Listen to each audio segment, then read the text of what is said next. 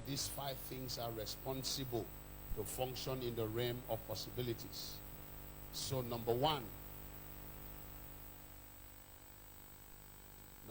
area is the area of financial breakthrough.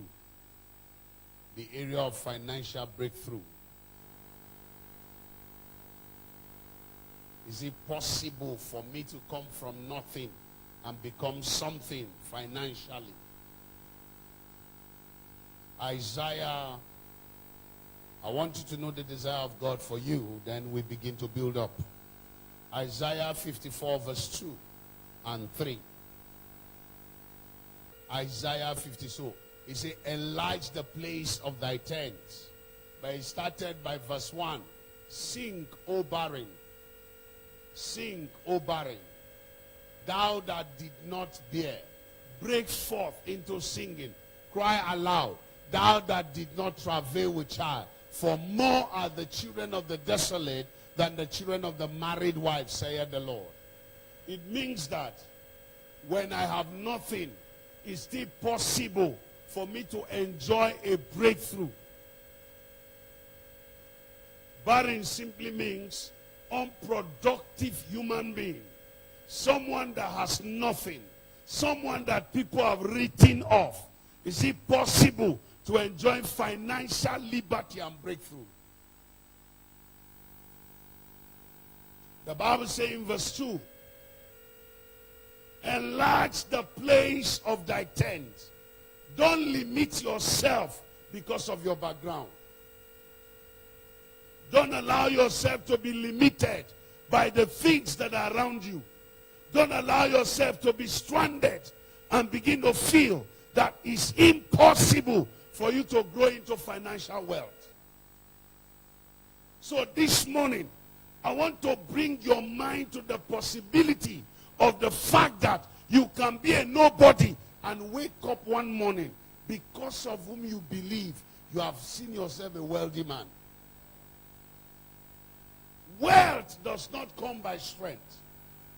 Wealth does not come by intelligence. Wealth comes because God is involved. A genuine wealth can only be gained because God is involved. And I want to reveal that unto you. Since we are in the days of possibility, I want to say that it's possible for you to be that millionaire you desire to be. It's possible for you to be that thousandaire you desire to be. It all depends on your level. Is that okay? Some of you are hundredaires, you want to be thousandaires. Some of you are billionaires, you want to be billionaires. You are thousandaires, you want to be millionaires. Is that okay? So let me reveal to you what's responsible. Give me that scripture, Isaiah 54. Verse 2. Enlarge the place of thy tent, and let them stretch forth the curtains of thy habitation. Spare not, lengthen thy cords, and strengthen thy stake. Number one, you must extend your desire. Extend your desire, or enlarge your desire. Don't limit your desires. As long as financial wealth is concerned, you must enlarge your desires. Don't be myopic in your thinking. If you must think wealth, you must think great. Are you hearing me? Wealth does not come when you feel limited in your mind. So break the limitation. Destroy the boundaries. Extend it. Strengthen thy cord. Enlarge your place of habitation. Think big. Think rich. Listen. Wealth starts with the substance of the mind. If your mind is little, your earning shall be little. If your mind is big, your earning shall be big. I'm not sure I'm talking to someone. Verse 3 of that scripture. For thou shalt break forth on the right hand on the right and the left. Thy seed shall inherit the Gentiles and make the desolate cities to be inhabited. Because you are thinking large, that's why you are breaking new territories. Let me talk to you a bit.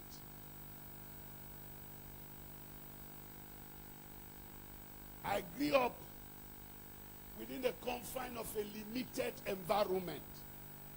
When I say limited, I mean I grew up amongst people that believe in salaries. I was aware when my father in the 80s was earning 200 naira as a monthly salary at his level. And he kept making us understand that he's comfortable with the money. He's not begging. He's not asking anybody anything. He's not borrowing from anybody. He's feeding his family. He can afford certain things. And so he's okay with it. I saw and I was aware when his salary became 800. He still felt he was okay. The question I asked, if you were okay with 200, now that they've given you 800, why did you collect it? Since you are contented with where you are. I was there when Abacha came into government and said no longer shall they be earning 800, 900. In his cadre, they'll be earning 3,000. All of us went on a rampage. Wow, everybody was shouting, hey, our father's salary have increased. Hey, so our life will be better. I noticed it, that with 3,000, we didn't live a better life. We still ate our miyan kuka, miyan karkashi. We still ate rice once in a month. We still ate rice occasionally. Rice didn't become a table food. So the question is, what went wrong? What went wrong was that they have limitation in their minds. So give them 10 million. They are still going to live within the confine of their limitation. That's why you need to break the stake. Break the stake. Your mind has to shift. World works with mind.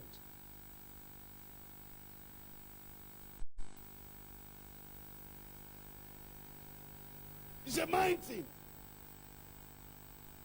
That's the reason why the Bible says, go to the ant and learn in Proverbs 6:5. Go to the ant and learn. Use slogan. Sorry, is it Proverbs 6:3? Sorry, 6 or 6:6. 6, 6, 7, and 8. Go to the ant and learn. Use slogan. There is a lesson the ant wants to teach you. As tiny as the ant is, it thinks rich. So wealth is not a matter of size. Wealth is a matter of thought.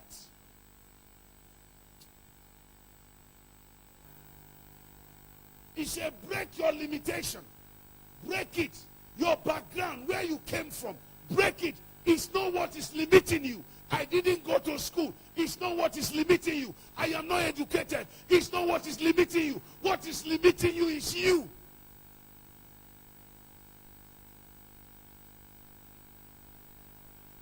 You see, there's a way you will be brought up. You wouldn't think outside the box.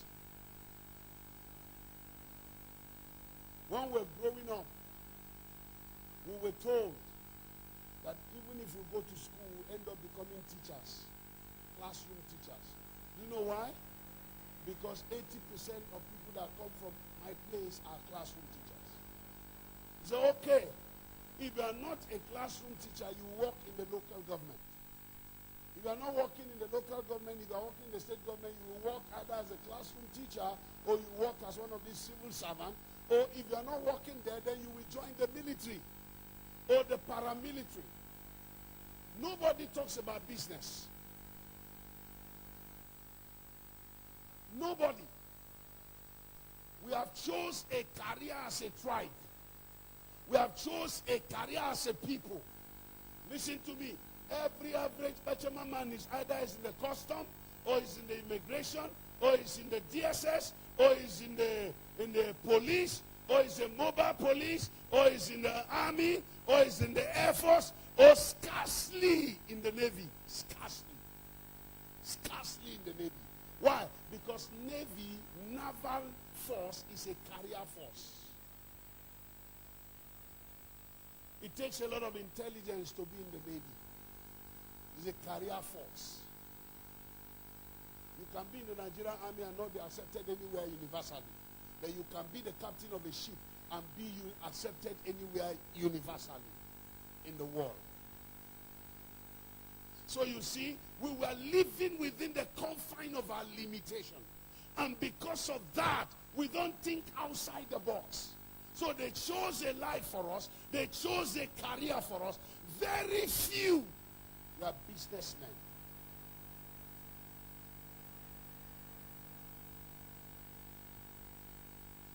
That is where the Zadok families were separated from the crowd. Their father, grandfather was a merchant, was a businessman. In fact, I got to know that he lived with Ojus Okalu's father. They were best friends in Numan. Ojus Okalu actually grew up in Numan. They were best friends with the Aledenos family. The Zadok's family. That the father of Ojus Okalu introduced Zadok into business. That they will go to Lagos and buy things and bring to Numan to sell.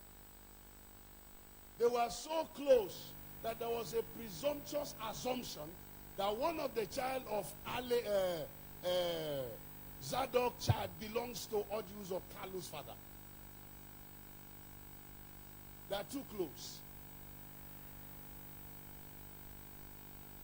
Maybe those are the scarcely family that thought outside the box. No wonder they were popular. No wonder they were rich. No wonder they never lived within the confine of a limited life. Do you know that we have had generals that are very poor? Very poor. They depended on their salary. They lived within the confine of their salary. They had connection, they had position, but they never maximized the position and turned it into an opportunity for business. Only one man. The one that brought sea truck to Nigeria. It's from my place. Late General Jalo. He brought sea truck. When he was the chief of army staff, he had the privilege to interact with the outside world. So he got to, sea truck is from where, sir? It's from one of these, I think, European countries. Where was that country then? He got there, interacted with the people. And then he knew what is happening on the sea. And so he had an agreement with them to bring the business to Nigeria. Sea truck became the major truck, the major sea business that lift up all the oil. Both their passengers, they have the passenger badge, they have the badge, they have all manner of, they were into sea trucking.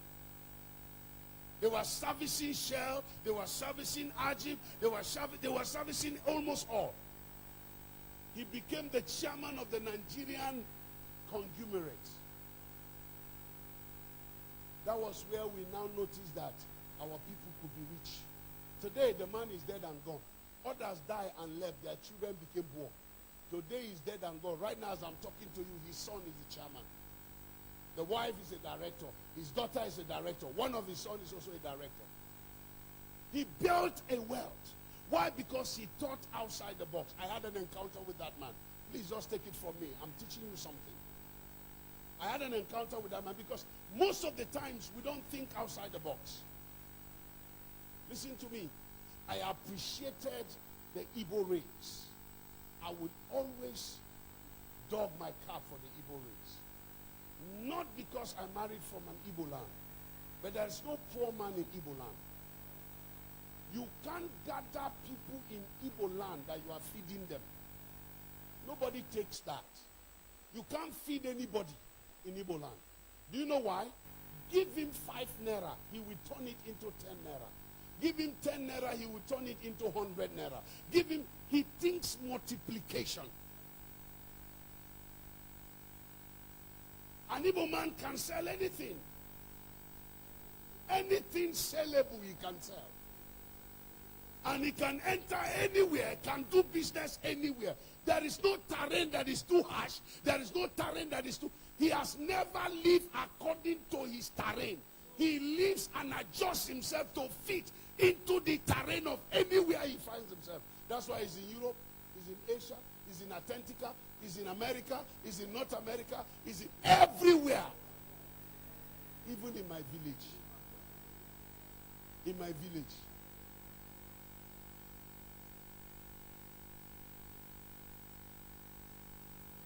That when Onye speaks Achama to you, the daughter of John, that came with a little box in 1992 into my village. Sorry, in 1989, came with a small box with expired drugs. Entered my village, met my grandfather. My grandfather gave him his entrance to his house. Told him, okay, you can use that for store. He started business there. Before any Bachama man will discover that our land can make you reach to a point that you can buy a car, it was him that bought car first. He became a farmer. When he noticed they were farming to eat, he decided to farm to sell. They were farming to eat. It was him that told them that this corn you are farming and you are eating, I can transport it to the east and sell it expensive and I will make money. They told him it's a lie. They were farming rice to eat rice. He farmed rice and was bringing rice to the east and was selling it. They farmed tobacco. He farmed tobacco and was bringing it. He left the chemist business that originally brought him to the village and entered full-time farmer. Today, if I go to the village, John will come and meet me. Okuna.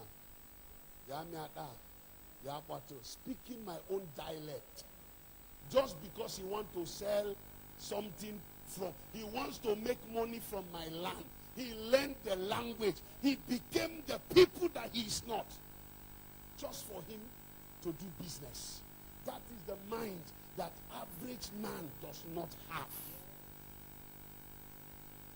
A Chinese man will force you to be Chinese.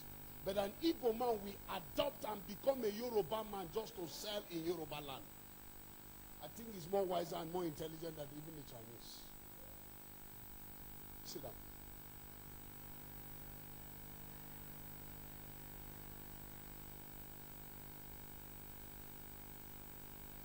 I'm sorry to say, I don't know how Ikwere and Igbo interrelated. I don't know. But I hear that Ikwere people have a connection with the Igbo people. I don't know. I don't want to create a controversy. Because one of the things that happens in Nigeria, no tribe want to say he came out of another tribe. An Idoma man has connection with an Egede man. But an Egede man will never say that he had a descendant, a connection with an Idoma man. An Egede man is an independent man. An Idoma man is an independent man. An Igala man is an independent man. A TV man is an independent man. Don't connect them. When you say Ambula and Bachama, they are the same father. But no way a Mbula man is a Mbula man, a Bachama man is a Bachama man. Good and fine. Let's be proud in our culture. But listen to me. Don't allow cultural background to limit your mind.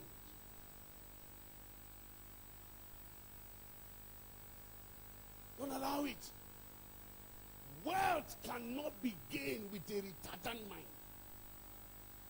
You must think business. It's not possible. A cultural mind can never be reached. No cultural mind has ever been reached. The only thing I salute the Chinese. Sorry to say, they have become the enemy of the blacks. But we will not take away the fact that they have what it takes to be rich. Every average Chinese man believes in work. Work is embedded in their culture. They don't work for money, they work for life. If you are alive, work. If you are dead, don't work. That is their law and their slogan. So they are working not because of how much you will pay them. That's why they don't look for pay when they are working. They work because they want to live. That is embedded in their culture. That is the first law of the communists. Religion teaches them to work. That if you are not working, you are not living. That is the reason why China became a center of attraction. Because the Americans have the money, they have the capital, but they don't have the workforce. An average American earns nothing less than about $10 per hour. A Chinese man does not see $0.50 per hour. So where does production move? Production moves from America to China. That is how the Americans lost industrialization. And they became a consuming nation instead of a producing nation. So China will produce it. China will sell it in America. Do you know that Americans own the companies in China? But China owns the name. Because by the time they bring the American standard, under the carton you will see made in China. But American standard is what you will see on top. But you will see made in China. What are they saying? You are the owner of the product, but you can't eat it without us. Everything moves. China became the world producing nation. Should I shock you? China does not have stew as their table food.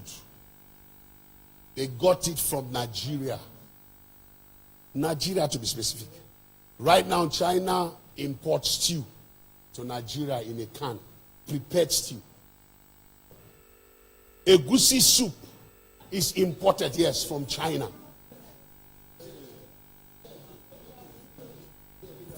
Alamashanda. Kalabadando, Skadiando, Sekete. Tell yourself, I will never be poor. Let me be very sincere to you. Look at me. Look at me. Look at me. Look at me. I tell you the truth. I lie not by the Spirit of God. I don't see the reason why I'm living in Port Harcourt, if not for church. Where I live, I produce my electricity for 18 hours every day. Yes, I produce my electricity 18 hours every day. So why should I say I'm in the city? What brought me to city is light. I produce it myself. I produce the water I drink. I produce it myself. You get what I'm saying? The house I live, I produce it myself. So should I say I'm in a city? I produce security for myself. I pay from my gate. Nobody will enter. That is from the main gate of the estate. I pay money. Every month I give 5,000 naira.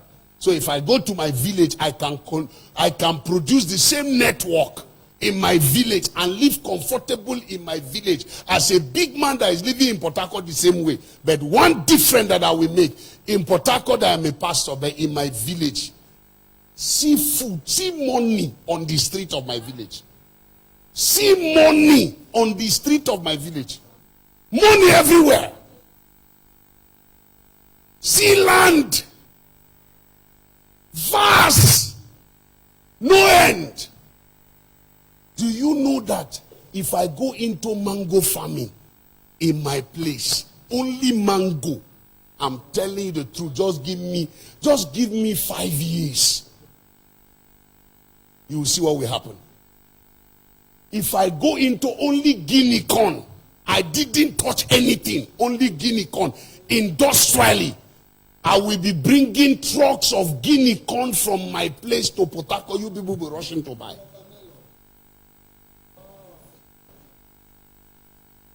My grandmother had the farm of tobacco. They were selling her tobacco in Onitsha those days. This taba, this snuff.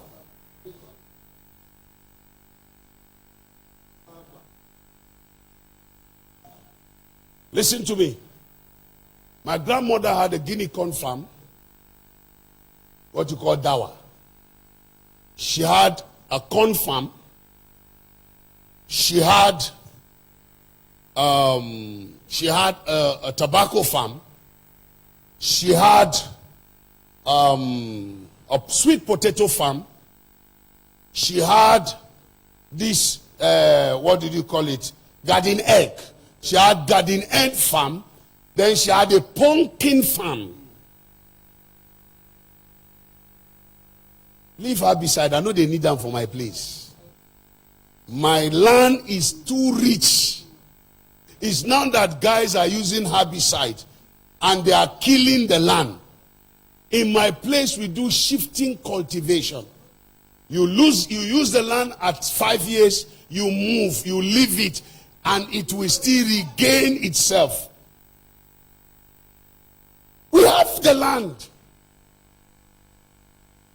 In my place, you can produce rice in large quantity. All they need is money. You want to do fishing? We have ponds that immediately the rainy season ends, you can buy ponds. Natural ponds, not the one you create. With natural fish. That you can get a fish that is as big as my size.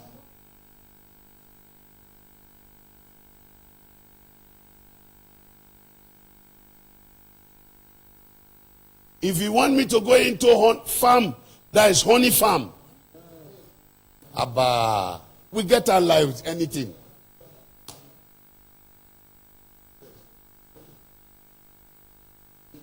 That we could enter a trunk of a tree and be hunting honey. Yes, in the trunk of a tree at night. What am I doing here? My mother, my grandmother had a piggery farm. If you see her pigs,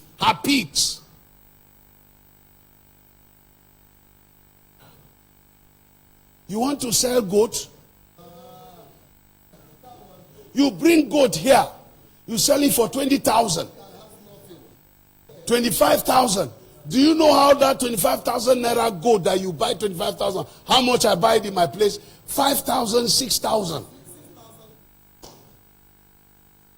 So I could go to markets, all the markets. They'll go to this market, buy on Monday, go to this other market on Tuesday, go to this other market on Wednesday, buy and gather, send to Port Harcourt.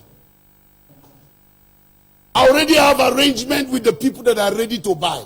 You buy it 25,000, I sell it for 15,000. You know, go land.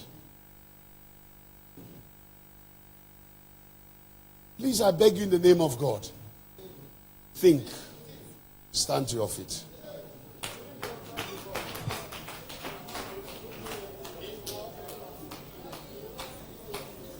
Everybody want to work in the oil company.